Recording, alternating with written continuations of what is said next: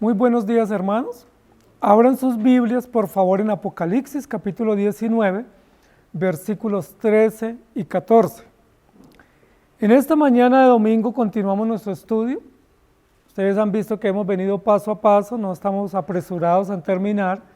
Hemos querido sacarle provecho en detalle a este libro de Apocalipsis y gracias a nuestro Dios hemos visto no solamente la riqueza de la palabra, sino también el crecimiento en conocimiento y en fe que hemos tenido a través del estudio de Apocalipsis.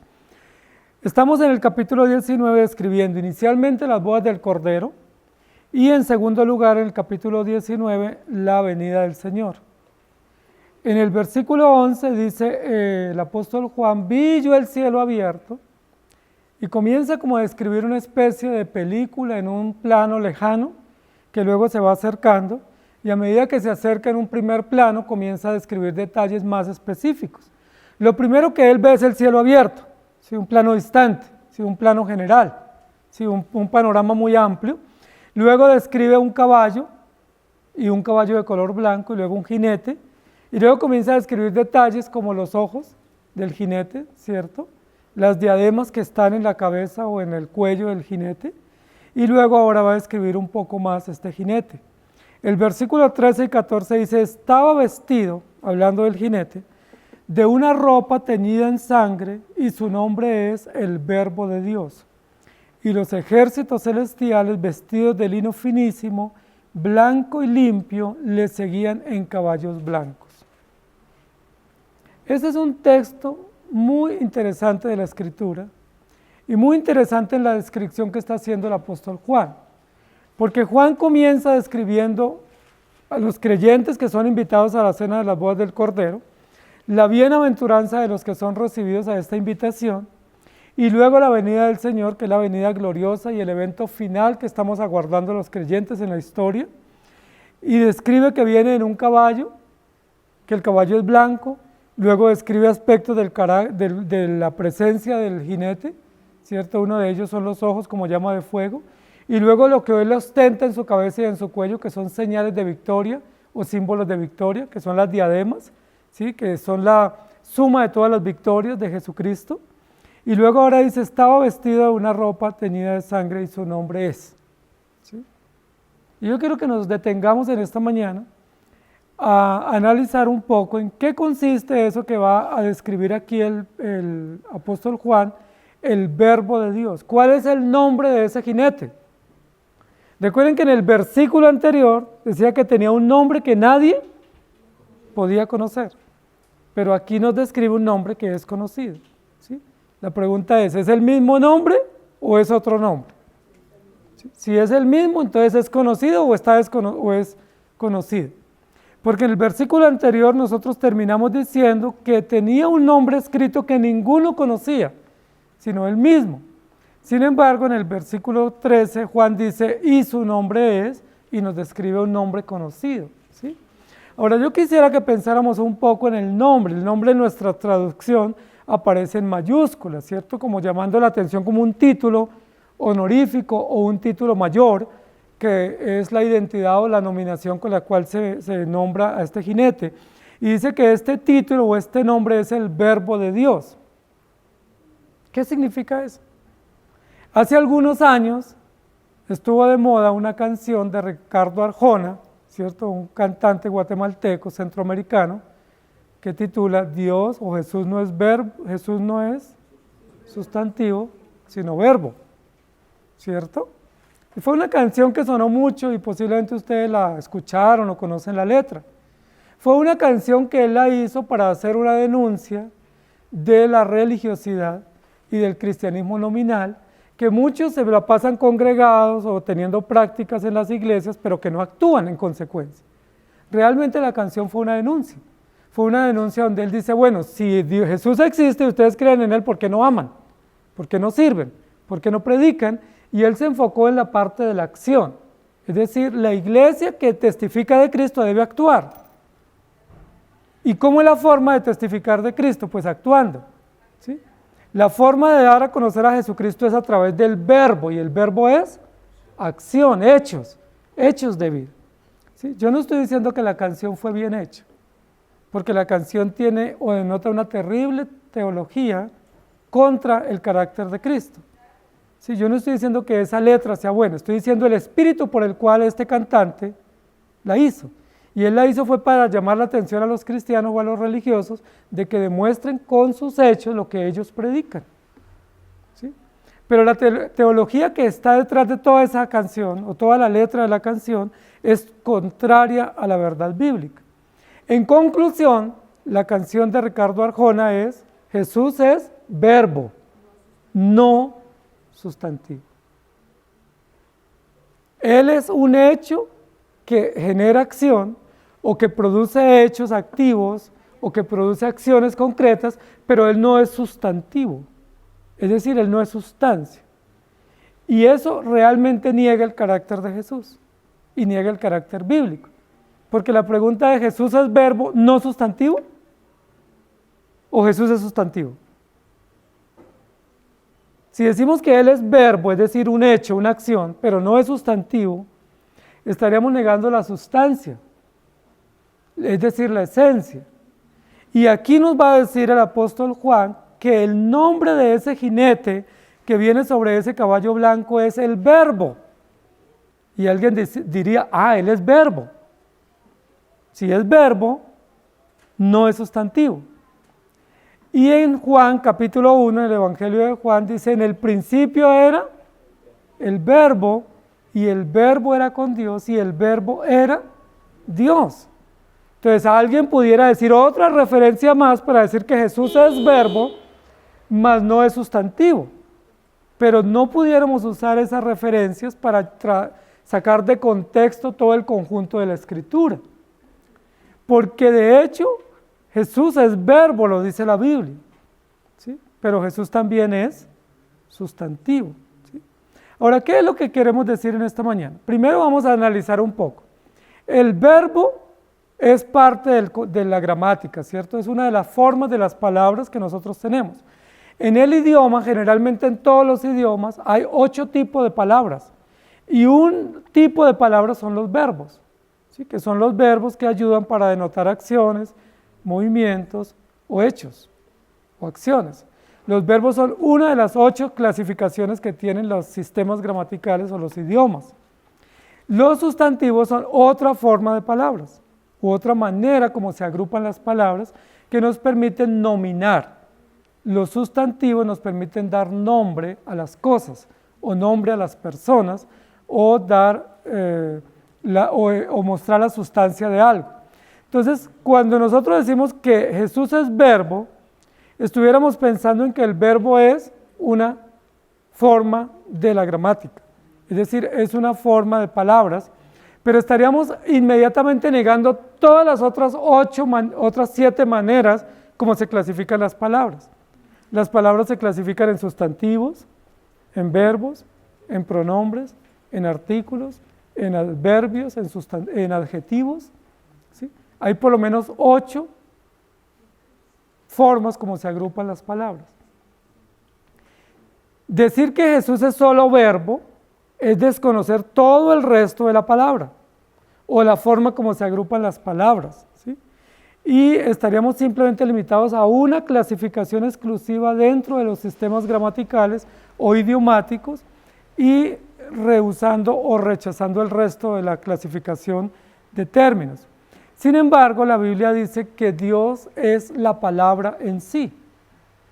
Cuando nosotros leemos sobre esto, tenemos que entender qué es lo que significa verbo. Cuando dice en Juan capítulo 1, en el principio era el verbo, esa fue una manera como se tradujo en nuestro idioma. Pero realmente la palabra allí en el griego no es verbo, la palabra en el griego es logos. Logos, y logos traduce palabra. Y palabra es sustantivo. ¿Sí me hago entender? La palabra es el sustantivo con el cual se define la manera como se comunica, o la manera como se revela, o la manera como se da algo a la luz, o sale algo a la luz. Entonces, la traducción correcta en Juan capítulo 1, versículo 1, sería: en el principio era el logos. ¿Sí me hago entender? De hecho, logos es una palabra griega. En el principio era el logos, y el Logos era con Dios, y el Logos era Dios. ¿Sí me hago entender? Es decir, en español, en el principio era la palabra, y la palabra era con Dios, y la palabra estaba con Dios. ¿Sí?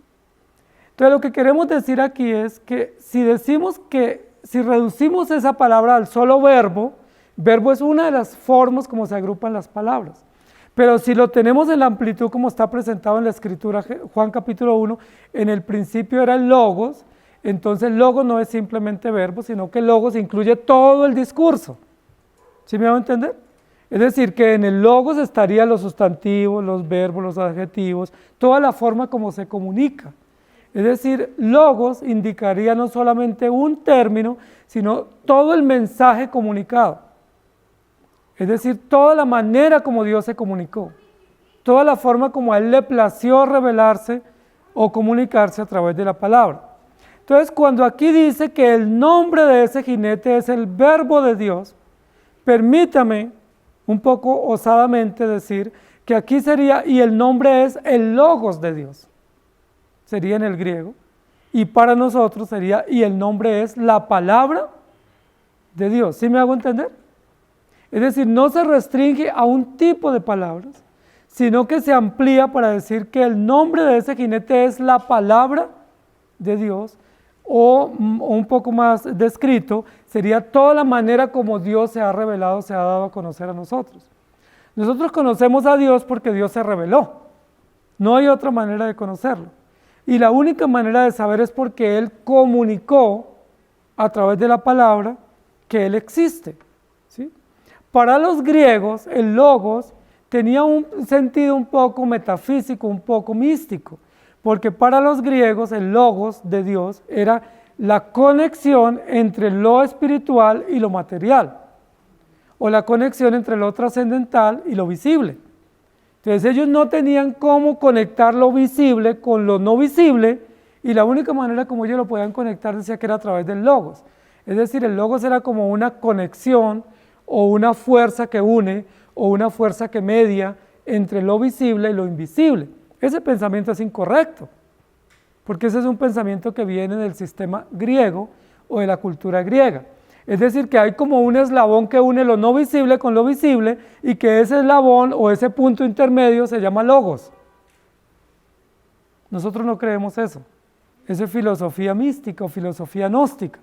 Nosotros creemos que lo visible y lo invisible fue creado por el mismo Dios, y que Dios se revela plenamente en lo visible y lo invisible sin ningún tipo de conexiones o sin ningún tipo de eslabones intermediarios, sino que Jesucristo es Dios hecho carne, plenamente.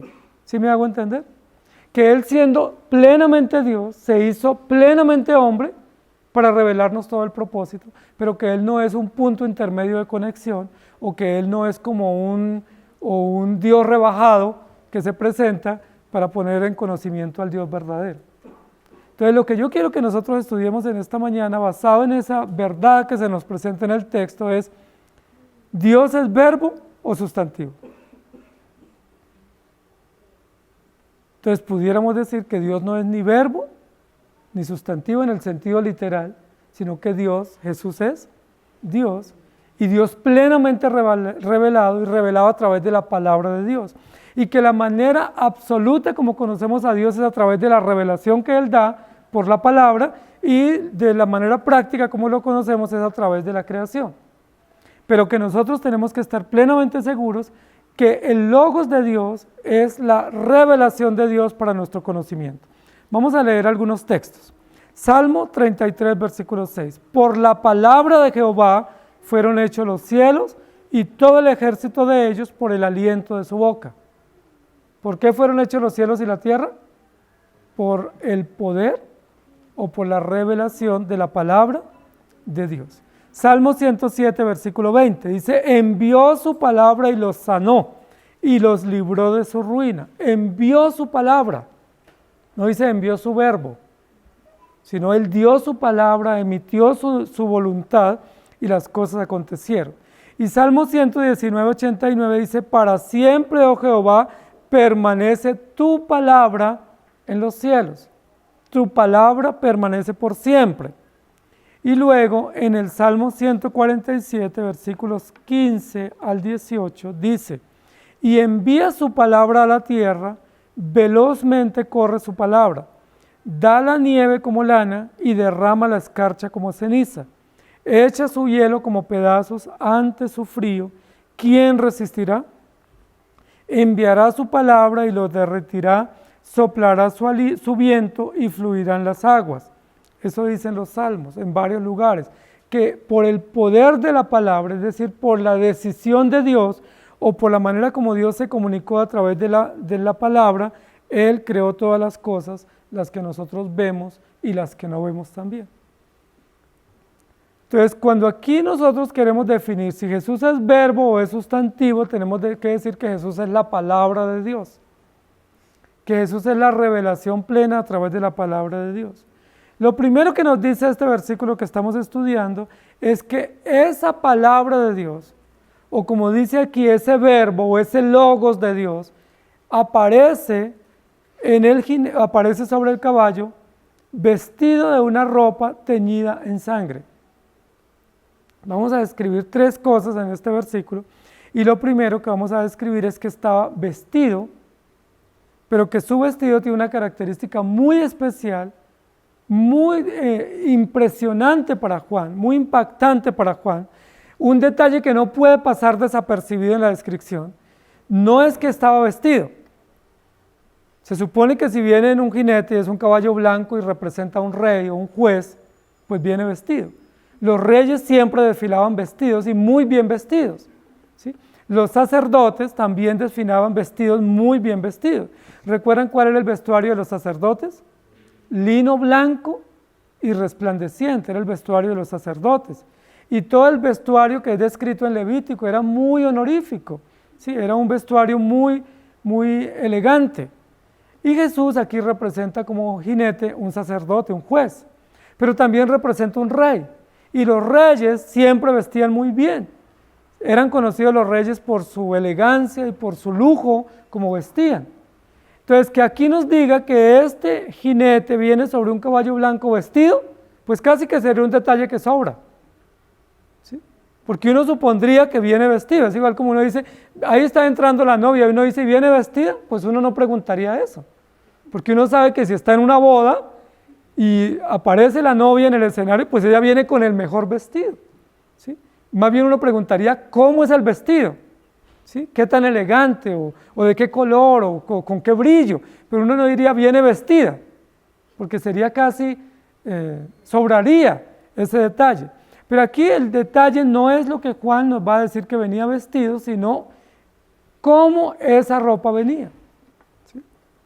Dice, venía vestido de una ropa teñida de sangre. Es decir, el complemento de la oración es lo que llama la atención a Juan, y es el detalle que él nos va a dar a nosotros para nuestra alegría, para nuestra esperanza, y es que él venía vestido de una ropa teñida en sangre. Y ese sí es un detalle muy importante. Ese sí es un detalle supremamente importante para nosotros. Primero porque el vestido es muy importante en la historia de la redención, ¿sí? Desde Génesis 3, Dios viste al hombre para que no esté descubierto y para que no tenga vergüenza por su desnudez.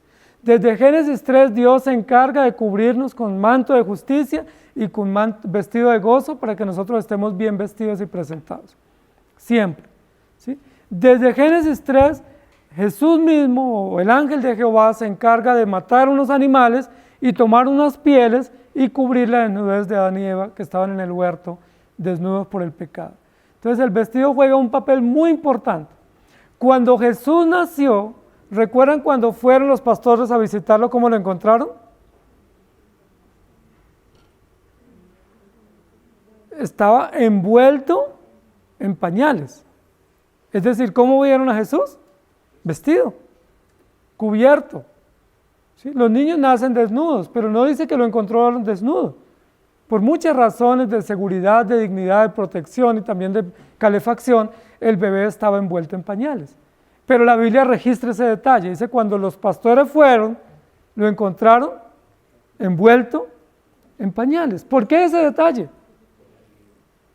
Porque Uno dice sobraría, ¿sí? Es igual como uno cuando dice, fui a visitar un bebé que recién nació y lo vi envuelto en pañal y dice, pues como que sobra el detalle. Pero el detalle es para resaltar aspectos de la dignidad, aspectos del honor, ¿sí? A Jesús lo encontraron envuelto en pañales, ¿sí? Jesús siempre salió cuando estuvo aquí en la tierra vestido, con una túnica. ¿Se acuerdan que la Biblia dice que tenía una túnica y usaba el manto? Y Jesús siempre usó esa ropa, que era la ropa común en el primer siglo. Jesús siempre usó sandalias, ¿sí? Y estaba vestido. Recuerden que más bien para humillarlo, los militares romanos y los sacerdotes judíos, para humillar lo que hicieron cuando lo tomaron para llevarlo a la cruz. ¿Recuerdan? Le rasgaron las vestiduras y poco a poco le fueron despojando sus vestiduras, no solamente se las rasgaron, sino que se las quitaron y comenzaron a hacer burla de él. Y eso sí era supremamente humillante, que a Jesús lo desnudaran en la vía pública, ¿sí? En una multitud de gente, porque Jerusalén estaba abarrotada de gente en ese momento, porque estaban en la Pascua, y que le rompieran la vestidura, lo desnudaran, eso sí era muy humillante para él, porque eso sí desdecía de lo que él es. Un Dios digno, santo, un juez perfecto, un rey santo y justo, y que él tenga que desnudarlo públicamente y todo el mundo hacer burla. O sea, eso sí fue una gran atrocidad, un atropello que cometieron contra él. Pero Jesús no dijo, yo voy a salir desnudo hoy. Él siempre estuvo vestido porque el vestuario de él representa dignidad, honor y santidad. Y recuerden que para humillarlo aún más, dice que le pusieron un vestido de reyes y comenzaron a decirle, ¿no es que usted es un rey? ¿Sí? Lo vestían de rey para humillarlo y le pusieron una corona de espinas. Entonces Jesús cuando estuvo aquí siempre estuvo vestido. Los que lo desvistieron fueron sus enemigos para burlarse. Aun cuando Jesús fue llevado a la tumba, dice la Biblia que fue envuelto.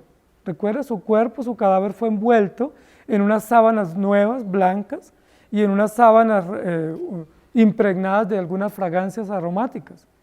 Jesús siempre fue tratado y él siempre se presentó dignamente. Y aquí nos dice que él aparece en esta escena en la segunda venida vestido. Ahora, ¿cómo puede ser el vestuario de Jesús en su venida? La Biblia lo describe que es blanco, lino fino y resplandeciente, de la mayor altura, del mayor costo y la mayor dignidad, y con el mayor destello de gloria y de santidad. Pero eso no es lo que está diciendo aquí el texto. El texto no está haciendo énfasis en que Jesús viene vestido con ropa blanca. Eso ya no lo ha dicho en otros lugares. Aquí el centro de atención, el lente, la retina de Juan se enfoca a observar que su ropa no es la blanca y resplandeciente que se había anunciado, sino que su ropa aparece teñida en sangre. Y ese es un detalle supremamente llamativo, no solamente para Juan, sino para nosotros. ¿Por qué la ropa de Jesús, o de este jinete que sabemos que es Jesús, está teñida en sangre? Miren que no dice que el caballo era blanco y estaba salpicado de sangre. No dice que el rostro de Jesús está salpicado de sangre. Lo que dice es que la ropa o la túnica que está no salpicada, sino teñida. ¿Eso qué significa? Una cosa es salpicado, ¿cierto? Cuando uno está maniobrando algo, o en la cocina o en el trabajo, se puede salpicar y uno dice, uy, me salpiqué. Otra cosa es que esté teñida. ¿Teñida qué significa? Que ya ha pasado tiempo, ¿sí? Y que hay unas pruebas evidentes que quedaron ahí marcadas o impregnadas en la ropa, de tal manera que no fue simplemente que salpicó ocasional o casualmente, sino que la ropa quedó teñida. ¿Desde cuándo está teñida la ropa de Jesús? En esta figura, es una figura metafórica para ilustrarnos lo que está representando aquí y para darnos a entender realmente quién es y que no nos quede duda. ¿Sí? Alguien pudiera decir que es un general de guerra el que viene en ese caballo. Alguien pudiera decir que es un ángel, que es Gabriel o Miguel, u otro pudiera decir que es un apóstol. Pero es que ahí dice que la ropa viene teñida en sangre. Y ese detalle nos da claridad y precisión de quién es el que está al mando de ese caballo blanco. ¿Quién es? Jesucristo, el Cordero vencedor. ¿Por qué lo sabemos? No por el caballo blanco solamente, no por el poder y la autoridad que viene y ostenta, no solamente por su vestido resplandeciente, sino por un detalle adicional, por un detalle que alguien lo hubiera pasado por alto. ¿Sí? Recuerden que algún día hablamos de la medicina forense, ¿cierto? Y de todo el estudio de criminalística, de cómo se especializa en detalles. Y este detalle es un detalle forense, ¿sí? Que no se puede pasar por alto. La ropa estaba teñida de sangre, pudiera decir de rojo, ¿sí? Estaba teñida de sangre. Y eso a mí me encanta, ese detalle, porque la Biblia está llena de detalles, pero detalles que no pueden pasar por alto y detalles que tienen gran riqueza para nuestra fe, ¿sí? Si la Biblia solo dijera, y viene con un vestido blanco, en un caballo blanco, entonces diríamos, gloria a Dios, qué hermosa descripción, imponente. Pero ¿cuándo nos quebramos? Cuando el texto dice, la ropa venía teñida de sangre, y eso nos quiebra. ¿Por qué? Porque no es simplemente un juez imponente y poderoso, sino que también es alguien que antes se entregó como un cordero inmolado, y que hay unas evidencias históricas y unas evidencias literales y unas pruebas o unas evidencias probatorias de que ese mismo que viene aquí fue el que 2000 años atrás se entregó en la cruz. Es el mismo. Ahí nos está dando el polo o el punto de apoyo para nosotros entender que no es otro, que es el mismo que un día nació en Belén, que es el mismo que un día se entregó en Jerusalén, que es el mismo que un día en el Monte de los Olivos ascendió. Ese mismo que han pasado 2000 años vendrá en caballo blanco a juzgar. Pero para nosotros entender y no tener duda de que es el mismo, dice que su ropa estaba teñida en sangre. Y uno dice, ¿por qué ese detalle? Porque la Biblia nos quiere mostrar que ese es el mismo, pero también porque nos quiere conectar con la historia o el desarrollo lógico de la redención. La historia de la redención no solamente es victoria, la historia de la redención también es sacrificio, también es calvario, también es penuria. Para Jesús venir victorioso tuvo que primero entregarse vicariamente en la cruz. Para nosotros tener victoria y ser aceptados en las bodas del Cordero, primero tenemos que pasar por pruebas y adversidades y aflicciones y muchas veces hasta la muerte.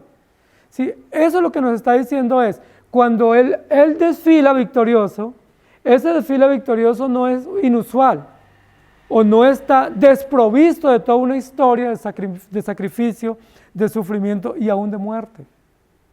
Y eso es importante. Mencionábamos en la escuela dominical hoy que cada vez en la sociedad contemporánea queremos tener logros sin esfuerzo y queremos tener victorias sin sacrificio. Y eso pareciera que es como el espíritu de la época, ¿cierto? Es como el espíritu de la época, no solo de la juventud, sino de todos, que quisiéramos al menor esfuerzo todo, ¿sí? Todo fácil, todo rápido, todo inmediato, porque no queremos esforzarnos. Olvidamos lo que implica realmente la vida, y la vida implica esfuerzo, sacrificio, dedicación, adversidad, prueba, y muchas veces la vida implica hasta la misma muerte, ¿sí? Hasta entregarse y con cicatrices y evidencias propias de sufrimiento. Una mamita para poder dar a luz, ¿cuántas realidades y cicatrices y evidencias propias de sufrimiento tiene? Muchísimas, y le perduran en su cuerpo, ¿sí?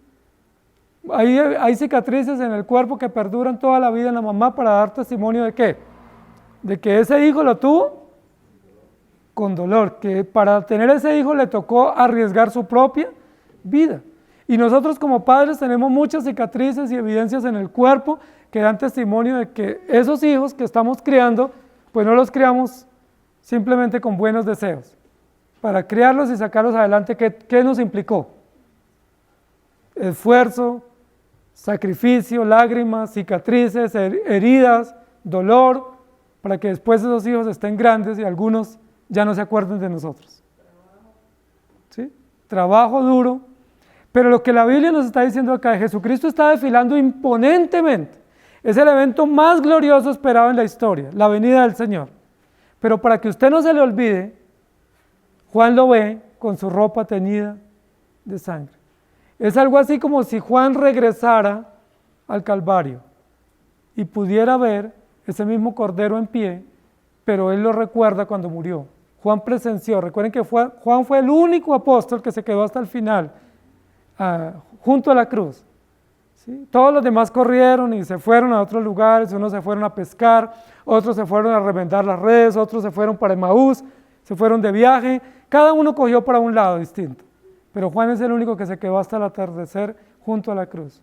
Recuerden que Pedro estaba por allá en una hoguera calentándose.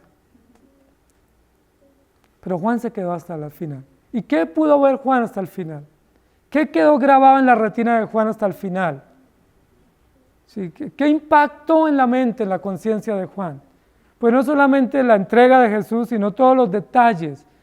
¿Sí? Y un detalle fue que Jesús derramó su sangre, que la ropa que le habían puesto para burlarse de él quedó totalmente teñida de sangre, que su rostro estaba lleno de sangre y que ese cadáver que fue puesto en la tumba ahí en Jerusalén, pues estaba salpicado, lleno, impregnado de sangre de todo lado, y Juan eso lo presenció. Han pasado ya casi 50 años o 60 años de ese episodio y Juan todavía lo está registrando. Dice, cuando yo lo vi venir, vi que ese vestido estaba teñido en sangre. ¡Qué detalle! ¿Sí? ¡Qué detallista Juan para recordar, pero para recordar un detalle que no es periférico, sino que es un detalle central! ¿Desde dónde la historia de la redención se construye con sangre? Desde Génesis 3. Desde Génesis 3 el color que le da vida a la historia de la redención es la sangre. Desde Génesis 3 lo único que tiene impacto en la historia salvífica es la sangre que se derrama, y la sangre que cubre, y la sangre que mancha, y la sangre que tintura, para darle color a nuestra vida y para darle esperanza a la redención nuestra. Juan ve a Jesús con su ropa teñida en sangre. Es decir, es una mención al Calvario. Es una mención a la obra de Cristo para redimirnos. Recuerden que Jesucristo no tenía por qué morir, porque Él es Dios y no tiene pecado. ¿Sí? Él lo hizo por una razón simplemente de revelación y por un propósito que Él adquirió en sí mismo, que fue entregarse para perdonar los pecados de su pueblo, pero también porque a través de la muerte de Él derrotó a todos los enemigos. Esa sangre con la cual está teñido en sangre es la sangre que Él derramó para derrotar los enemigos. Recuerden que en un capítulo anterior, no sé si recuerdan, del libro de Apocalipsis, vimos que había un lagar muy grande y que en ese lagar había unos caballos y que estaban como pisando una uva, ¿cierto? Y luego dice que la sangre subía hasta el freno de los caballos. ¿Sí? Entonces uno dice, ¿cómo así? Estaban pisando la uva en un lagar, pero luego dice que era sangre de 1,5 metros de profundidad, como un mar de sangre. Entonces, ¿era vino de uva o era sangre? Bueno, está usando el ejemplo como cuando se pisa la uva para decir que se exprime y que el color del vino tinto o de la uva morada o de la uva roja es como si fuera sangre que mancha o que tiñe la ropa de aquellos que están trabajando o que están obrando. Es una evidencia muy interesante. Algunos dicen que la ropa se le va a teñir a Jesús porque cuando Jesús viene a una batalla y que Él viene a una batalla y que entonces Él establece una guerra y que es de eso que está teñida su ropa. Yo le pregunto, ¿Jesús viene a una batalla futura o Él ya venció la batalla? La venció ya. Esto que está viendo Juan es una evidencia histórica, es una evidencia forense de que es el mismo. Es el mismo que Él vio, es el mismo con el cual Él caminó, es el mismo en el cual nosotros hemos creído. No viene a una batalla más, Él no tiene múltiples batallas, Él solo presenció una batalla y Él la ganó. Salió victorioso y derrotó a todos los enemigos. Eso es un detalle muy interesante. Génesis capítulo 4, versículos 10 y 11 dice, y Él le dijo, ¿qué has hecho? La voz de la sangre de tu hermano clama a mí desde la tierra. Ahora pues maldito seas tú de la tierra, que abrió su boca para recibir de tu mano la sangre de tu hermano. La voz de la sangre de tu hermano clama. ¿Qué es lo que está diciendo allí? Que la sangre tiene voz, que la sangre es como un mensaje, que la sangre es como algo que da testimonio de algo o de alguien. Y que la sangre desde el primer hombre que fue asesinado injustamente, que fue Abel, sigue clamando en la tierra o sigue reclamando justicia y gritando justicia, y que Jesucristo es el garante de la justicia nuestra. ¿Cómo se constituye garante? A través de su muerte en el Calvario y a través de la evidencia en su ropa. Ahora es interesante que en este escenario Jesús aparezca con esa ropa y que uno diga, ¿por qué no se cambió de ropa? Mírense ustedes si vienen manchados hoy. Y si uno está saliendo de la casa y se da cuenta que la ropa está manchada, ¿uno qué dice? No, yo no puedo salir así. Me toca cambiarme, me toca lavar o me toca quitarme esa ropa o desmanchar mi ropa o cubrirme, pues yo no puedo salir con la ropa manchada porque yo voy para la iglesia, voy para una reunión muy importante. Ninguno de nosotros saldríamos con una ropa manchada, al menos que quisiéramos hacer apología a algo o quisiéramos llamar la atención de una manera pues mala. Nosotros siempre procuramos estar bien vestidos y con la ropa limpia. ¿Por qué Jesús sale en este desfile cabalgando con su ropa teñida en sangre? ¿Por qué no quitar esas evidencias? ¿Por qué no borrar las evidencias? Recuerden que si se borran las evidencias, el juicio no puede tener elementos probatorios seguros. Exactamente, necesitamos un testimonio, pero necesitamos también unas pruebas. Y esas pruebas tienen que ir hasta el final porque la historia no se ha consumado. Y el juicio aún no se ha consumado. Y hasta que no se consuma el juicio, se requieren las pruebas. Debe haber elementos probatorios seguros. Y el elemento probatorio más seguro en la criminalística es la sangre. Es el fluido más evidente para probar un crimen o para incriminar a alguien de su responsabilidad. En este caso, Jesús viene con su ropa teñida en sangre, que es un elemento probatorio ¿de qué? ¿De que Él es culpable? ¿O que Él fue el mediador o que Él es el responsable de nuestra redención? De que Él fue el que batalló seriamente en defensa nuestra y en derrota de todos nuestros enemigos. Si Él no hubiera luchado en el Calvario, si no hubiera entregado su sangre y si no hubiera derrotado a los enemigos, usted y yo no tendríamos victoria. Recuerden que hay un texto en Corintios que dice que si Cristo no hubiera muerto y Cristo no hubiera resucitado, seríamos los más dignos de lástima. Pero Cristo derramó su sangre de tal manera que no somos dignos de lástima. Y Él resucitó y no somos dignos de lástima. Somos la gente más sabia y más inteligente del mundo porque nosotros tenemos el temor de Dios en nuestros corazones. Y porque nosotros creemos que hay elementos probatorios seguros para corroborar nuestra fe, para corroborar la responsabilidad de los enemigos de Cristo y el Evangelio, y para corroborar con lujo de detalles que Jesucristo es Señor, Rey y Salvador. ¿Estamos seguros? Hay elementos probatorios históricos y aún sustancias o fluidos humanos o tejidos humanos como la sangre que queda como evidencia perdurable en la ropa que sigue siendo testimonio. Esto es un elemento probatorio que muestra un aspecto jurídico de parte de Dios y que muestra contundencia en su obra perfecta en la cruz y en lo que Él viene a hacer. Ellos le quitan la ropa para burlarse, pero Él aparece vestido. Ellos le derraman su sangre para matarlo, pero aparece con su ropa teñida de sangre como una evidencia de que Él es vencedor. ¿Sí? Ellos a lo largo de la historia han cometido injusticias y Él aparece como el garante de la justicia, en caballo blanco representando victoria. Nunca nadie teñido de sangre vendría en un caballo representando victoria, porque los que venían representando victoria venían imponentes, esperando adoración pública, pero Jesús viene con una evidencia en su cuerpo, en su ropa. Éxodo capítulo 7, 17 al 21, ustedes lo pueden leer después, es una de las plagas que Dios envió a los egipcios. ¿Cómo Dios castigó a los egipcios que se habían portado tan mal con los hebreos? Convirtiendo el río y el agua en sangre, para que ellos no pudieran beber y para que ellos tuvieran pues un riesgo de muerte por esa condición de juicio que Dios trajo sobre ellos. Pero fue Dios mismo el que hizo que el agua se convirtiera en sangre. ¿Por qué se convirtió en sangre? ¿Por qué Dios no la convirtió en aceite o en azufre? ¿Por qué no la convirtió en otra sustancia? En otro químico lo hubiera podido convertir, porque Dios es poderoso, soberano. ¿Por qué en sangre?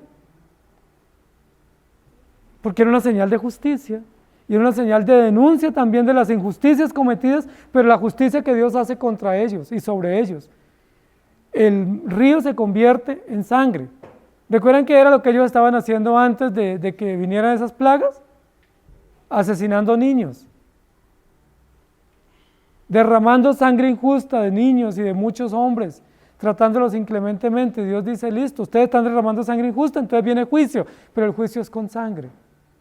Es el antídoto contra el juicio, el antídoto de la misma sangre. Entonces es muy importante lo que dice acá. Jesús es verbo o sustantivo.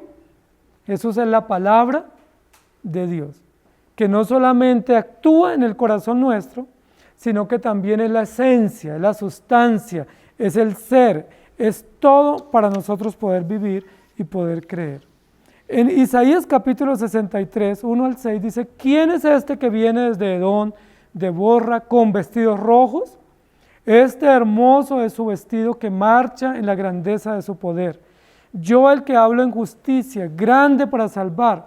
¿Por qué es rojo tu vestido y tus ropas como del que ha pisado el lagar? He pisado yo solo el lagar y de los pueblos nadie había conmigo. Los pisé con mi ira y los hollé con mi furor.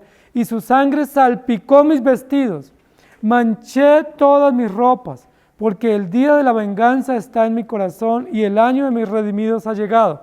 Miré y no había quien ayudara, y me maravillé que no hubiera quien sustentase, y me salvó mi brazo, y me sostuvo mi ira, y con mi ira hollé los pueblos, y los embriagué en mi furor, y derramé en tierra su sangre.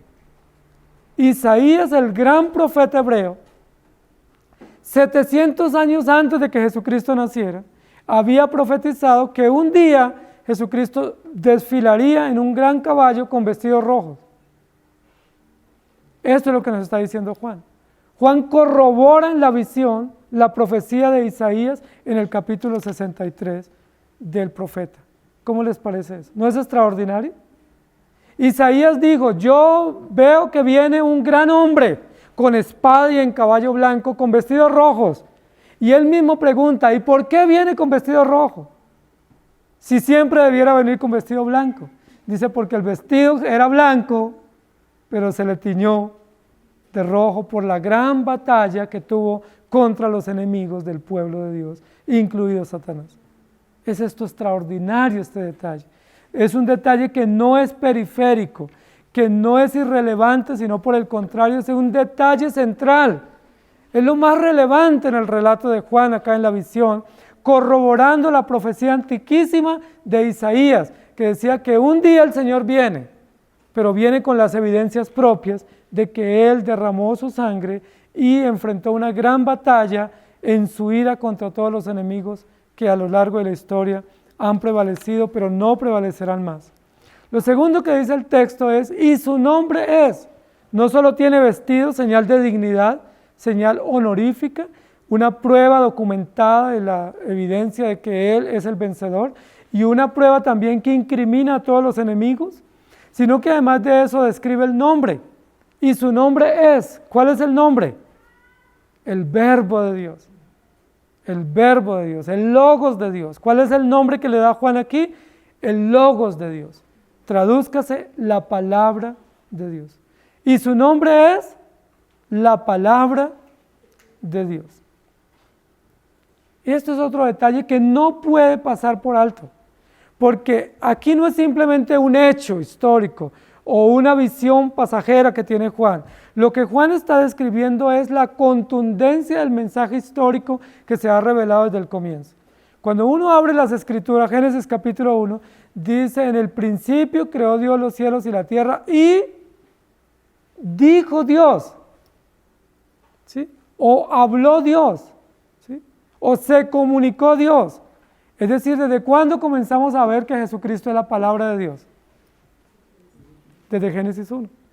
En el principio, el verbo o el logos o la palabra de Dios es emitida o es publicada o es anunciada o es revelada de tal manera que ese Redentor que murió en el Calvario, que su ropa quedó roja de sangre, y ese juez victorioso que viene en la venida final, es el mismo que en Génesis 1 se comunica o se revela como la palabra de Dios. ¿Sí me hago entender? Es decir, este texto es un recorrido histórico desde Génesis hasta Apocalipsis. Es un recorrido desde Génesis en la inauguración de la historia de la redención, en Adán y Eva, hasta la consumación final, cuando los creyentes estaremos todos sentados a la mesa de las bodas del Cordero. Es un texto que resume o sintetiza toda la historia de la redención, porque nos pasa por el Calvario, pero el Calvario nos lleva a la venida final victoriosa de la consumación. Pero estando en la consumación, ¿a dónde nos regresa? Al Edén, a recordarnos que en el principio era la palabra. Es decir, que la palabra existe antes que todas las cosas existan. Los griegos dicen, el logos es la conexión entre lo visible y lo invisible. ¿Qué dice el Evangelio? El logos existe antes de. No había nada creado y ya el logos existía. No había nada visible e invisible y el logos existe porque el logos es eterno, porque el logos es Dios, porque el logos es Cristo mismo, porque el logos es el Evangelio, porque el logos es la palabra de Dios. Cuando dice aquí el nombre es el logos de Dios, lo que está diciendo es el nombre es el mensaje de Dios o la palabra de Dios que nos fue revelada desde el comienzo y que Jesucristo es el garante cumplidor de todas las promesas de la Escritura. Esto es un detalle importante. No habíamos visto nunca antes en la revelación del Apocalipsis que se dijera que Jesús recibe el nombre del Verbo o del Logos. Eso es nuevo, nunca lo habíamos visto.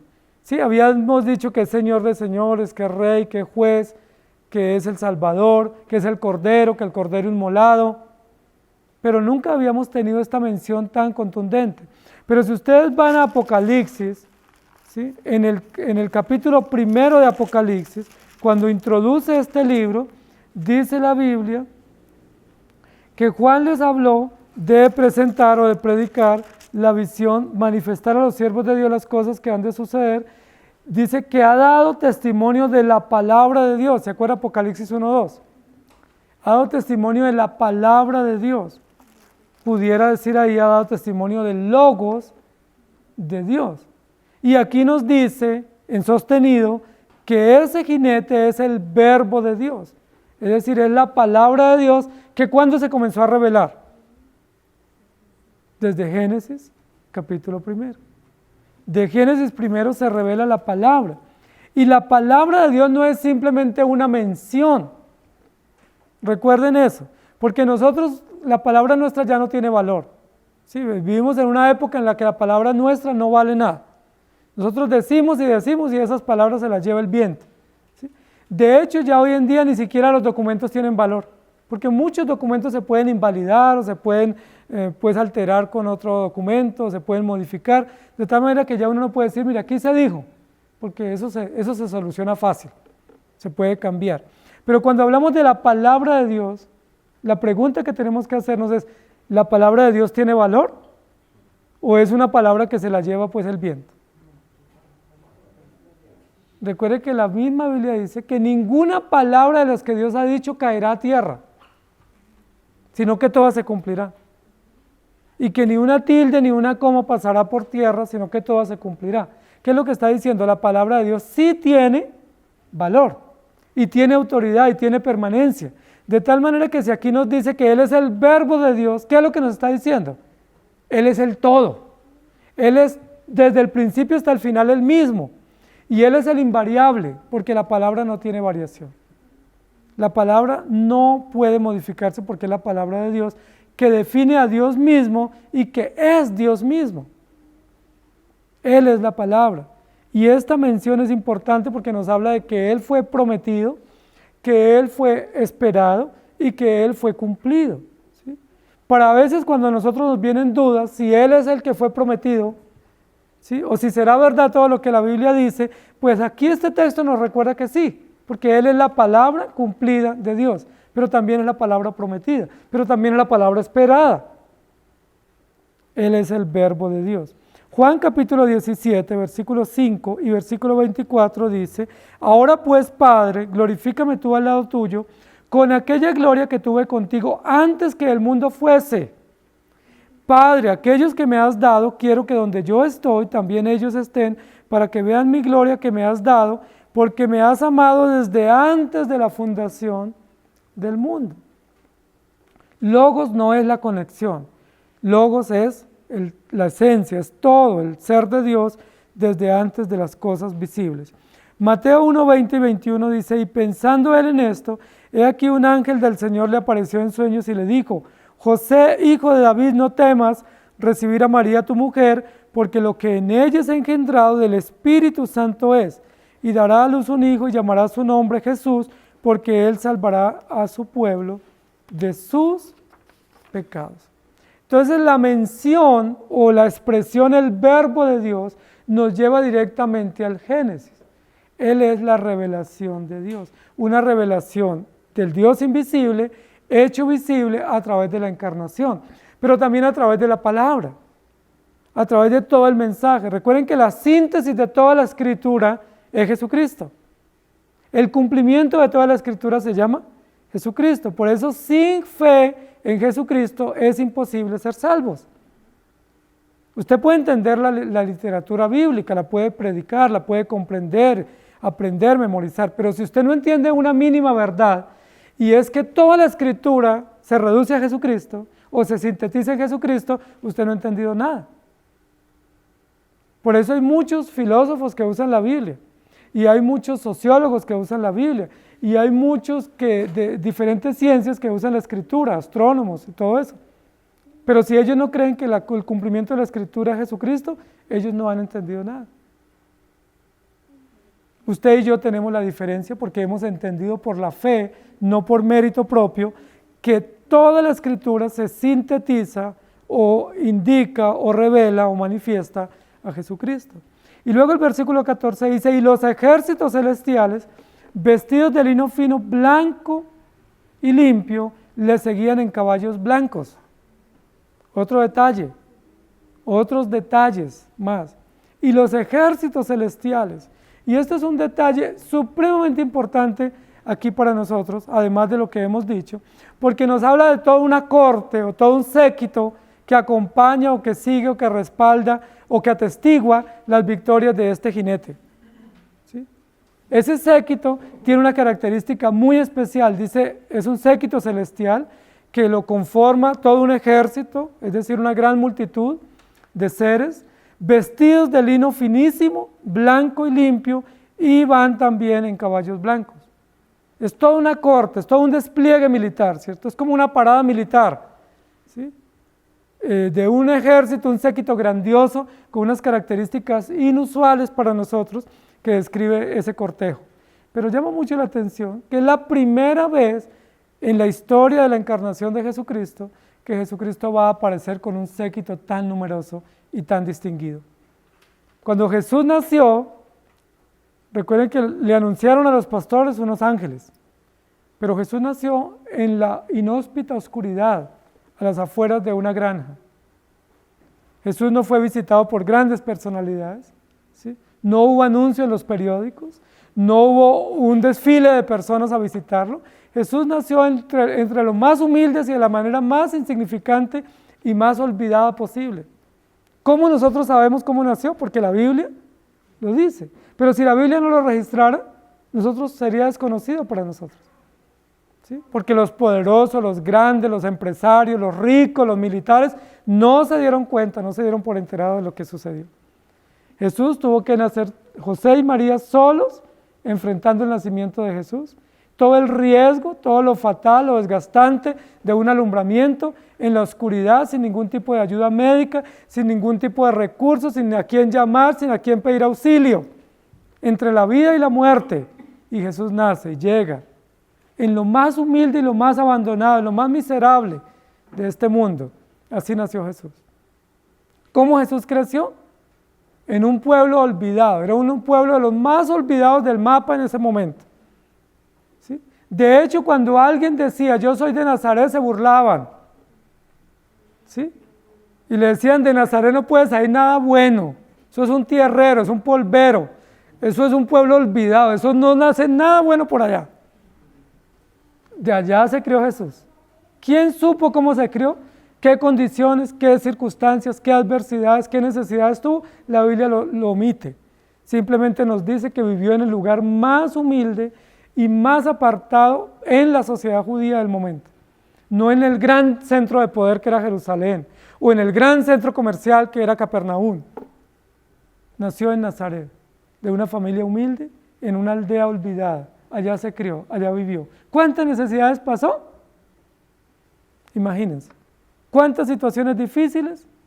Cuando Jesús emprendió su ministerio, la Biblia dice que le seguían muchas personas, pero la mayoría le seguían por interés. ¿De acuerdo? La mayoría seguían porque les daba comida, porque les hacía milagros, o simplemente porque, ¿para dónde va Vicente? ¿A dónde va la gente? Pero no lo seguían con convicción, con conocimiento. Y cuando Jesús les hablaba, les ponía las cartas sobre la mesa, ¿recuerda qué pasaba con las multitudes? Se dispersaban, se iban corriendo, no lo seguían. Cuando Jesús les hablaba clarito, no lo seguían. Es decir, ¿qué es lo que yo quiero decir? Todo el tiempo Jesús estuvo solo, aún de sus mismos discípulos.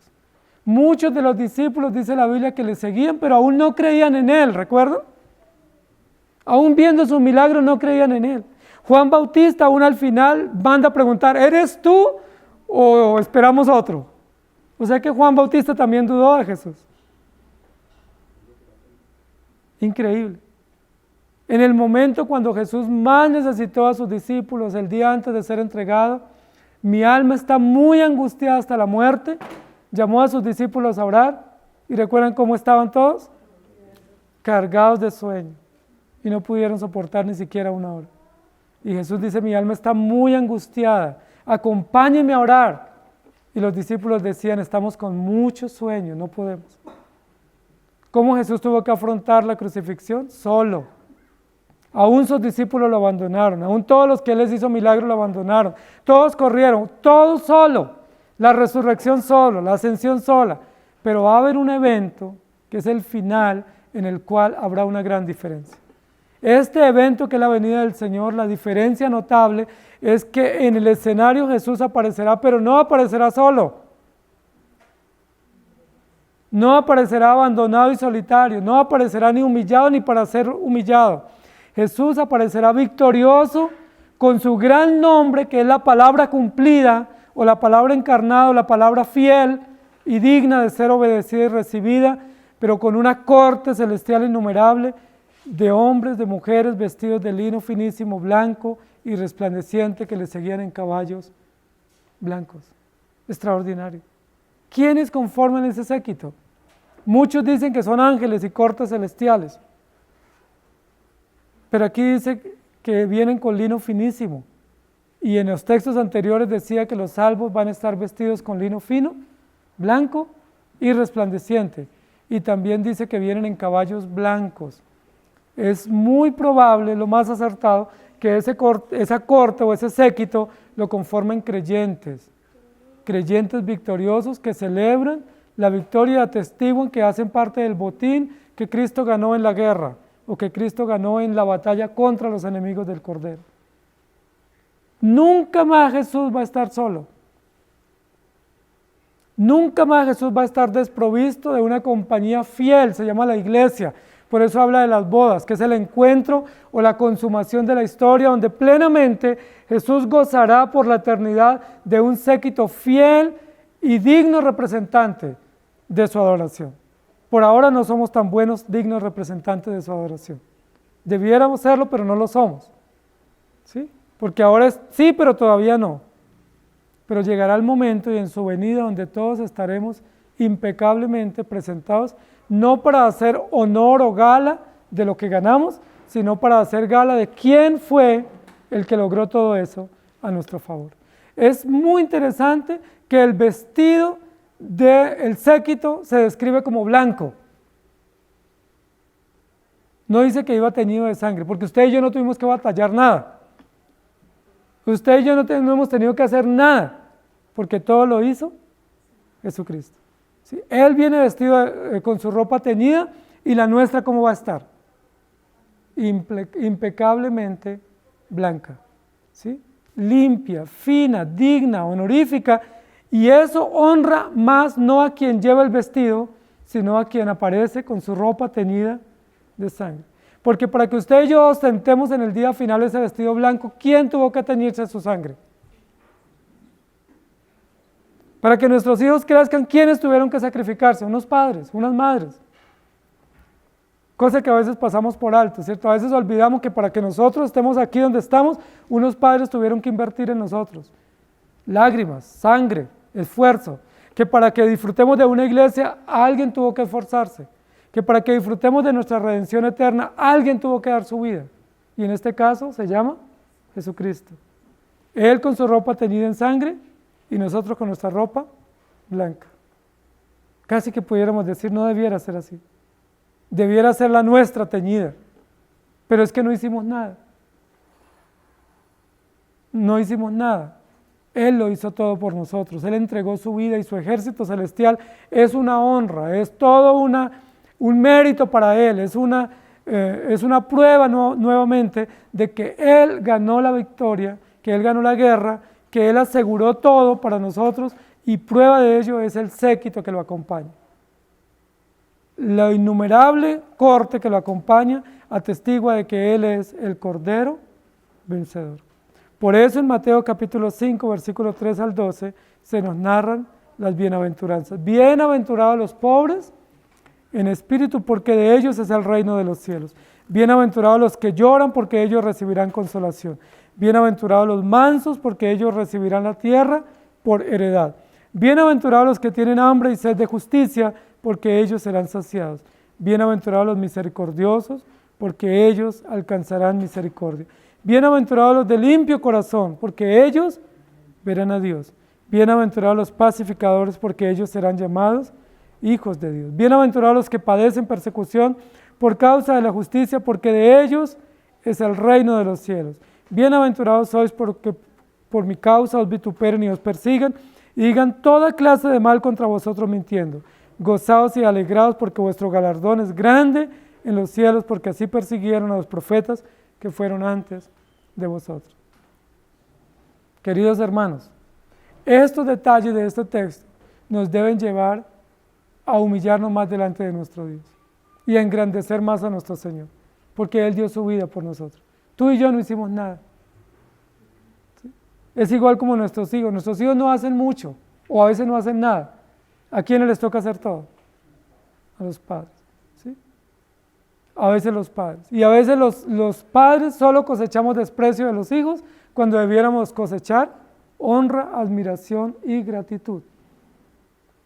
La mayoría de los hijos, ¿cómo tratan a los padres? ¿Cómo los ven feos, arrugados, con cicatrices? Pero es que todo eso lo hicieron por ellos. Pero así somos los seres humanos. Y a veces pasa también en la iglesia. A veces en la iglesia pasa igual. Vemos la iglesia y la despreciamos cuando no valoramos que se ha trabajado y ha habido personas que han trabajado. Poco o mucho, pero para que la iglesia exista, alguien tuvo que trabajar. Para que existiera algo, alguien tuvo que esforzarse. Para que algo se mantenga, alguien tuvo que sacrificarse. Sean los ancianos, los diáconos, los maestros, los servidores, alguien tuvo que hacerlo para que algo esté y exista. ¿Sí? Si la iglesia existe, alguien tuvo que dar su vida. Y no fue ni usted, ni fui yo. Si la iglesia existe, es porque Jesucristo dio su vida. Si usted tiene la esperanza y la garantía de vestirse de blanco en esa gala, es porque alguien lo vistió, porque usted estaba desnudo, maloliente, pordiosero, abandonado, pero alguien lo encontró en ese abandono, en esa miseria, lo sacó de ese pozo cenagoso, lo limpió, le dio brillo a su vida, le dio color y lo vistió con dignidad.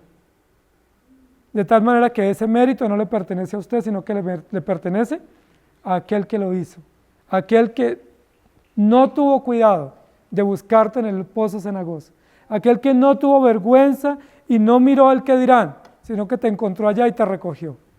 El mérito es para Él. Y aquí está la prueba de ese resultado. Y nosotros simplemente debemos rendir gratitud a Él y pedirle a Él que tenga misericordia de nosotros. Amén. ¿Jesús es verbo o es sustantivo? Jesús es la palabra de Dios. Jesús es la palabra encarnada, la palabra cumplida. Jesús no solo es verbo, Jesús no solo es sustantivo, Jesús es adjetivo, es calificativo, es artículo, Jesús es todo. Jesús es la palabra completa, es el mensaje completo, es el discurso completo, es la ley toda en su plenitud, cumplida toda para su gloria y para nuestra edificación. Que el Señor nos ayude. Amado Señor, gracias te damos por tu palabra y por esos detalles tan significativos que Juan registra, inspirado por el Espíritu Santo en el texto. Nos quiebran, nos quebrantan esos detalles,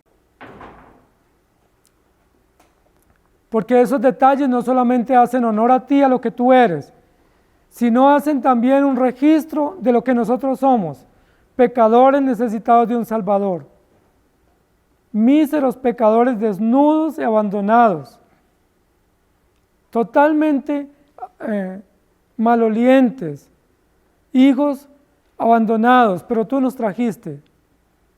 Y tú te salpicaste la ropa de sangre y te teñiste tu vestido de sangre, siendo tú el santo Dios. Viniste al muladar de este mundo, en la miseria de este mundo, en la cloaca en la cual nosotros vivimos, para encontrarnos, para lavarnos y para vestirnos de blanco. Tú con tu ropa roja, prueba evidente de tu sacrificio, de la lucha para que nosotros seamos tus hijos y vivamos para ti, y nosotros con el blanco, que no merecemos. Te damos gracias en esta mañana, porque esta escena, que es una escena gloriosa, te describe a ti ampliamente, pero describe también ampliamente lo que nosotros somos, pecadores redimidos por gracia, y aún así pecadores rebeldes, desagradecidos e ingratos contigo, aún así pecadores porfiados en el pecado, empecinados en hacer su voluntad y no en hacer la tuya. Perdónanos, Señor, porque este texto también nos da esperanza. Y la esperanza es que un día no muy lejano te veremos a ti desfilar, viniendo al encuentro de tu iglesia. Y todos estaremos de blanco en una gala incomparablemente nunca antes vista en la historia. Pero te veremos tal cual tú eres, ese Cordero que dio su vida, ese Cordero sin el cual nosotros no tuviéramos fe. Y ese Cordero que no solamente existe hace 2000 años, sino que existe eternamente y fue provisto eternamente por la palabra de Dios. Ayúdanos a creer en tu palabra, a no dudar de tu palabra. Ayúdanos, Señor, a no desviarnos de tu palabra. Por favor, danos este año y todos los años que nos restan para vivir en tu palabra, para caminar en tus sendas y para no ostentar lo que no nos pertenece, sino para rendir culto a ti, porque tú eres el único el cual merece todas las cosas por los siglos de los siglos. Ayúdanos a vivir dependientes de ti y a no abandonar la cruz, a no abandonar la palabra y a no salir corriendo ante las adversidades. Ayúdanos, Señor, aun si fuese necesario, como dice tu palabra, renunciar a tantas cosas que nos apegamos y aún morir a nosotros mismos para vivir para ti, sabiendo que eso no es ni la ínfima parte de lo que tú hiciste por nosotros. El sacrificio más incomparable es el tuyo en la historia de la humanidad.